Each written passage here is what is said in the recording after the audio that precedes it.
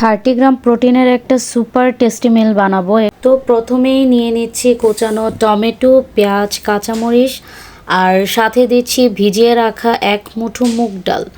এরপর দিচ্ছি সামান্য বেসন, যা এই খাবারটিকে দারুণ বাইন্ডিং দিবে এবং পেট অনেকক্ষণ ভরা রাখতে সাহায্য করবে। এবার এর মধ্যে একটি সেদ্ধ ডিম গ্রেট করে দিচ্ছি। ডিম মানেই প্রোটিনের রাজা, আর এই নাস্তাটিকে আরও পুষ্টিকর করে তুলবে। এখন সবগুলো উপকরণ একসাথে নিয়ে সামান্য লবণ দিয়ে ভালোভাবে হাত দিয়ে সময় নিয়ে ম্যাশ করে নিব। ম্যাশ করার সময় এই কালারটা এত সুন্দর লাগতেছিল, মনে হচ্ছিল যে কাঁচাই খেয়ে ফেলি। দেখতে কালারটা খুবই সুন্দর লাগতেছিল, একটা সুন্দর স্মেল আসতেছিল।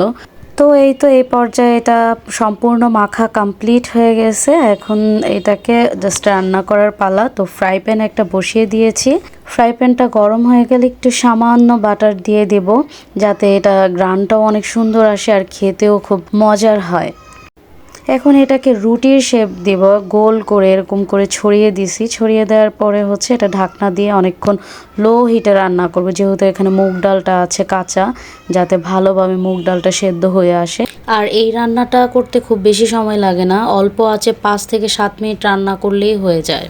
কত সুন্দর একটা গোল্ডেন কালার আসছে, দেখতে খুবই ভালো লাগতেছে। এই তো তৈরি হয়ে গেল আমাদের low calorie high protein diet meal. এটা সকালের নাস্তা বা বিকালের খাবার এটা হতে পারে আপনার সেরা পছন্দ। সাথে নিতে পারেন চিয়া সিড, ড্রিঙ্কস আর পছন্দের কিছু ফল। স্বাস্থ্যকর খান, ভালো থাকুন।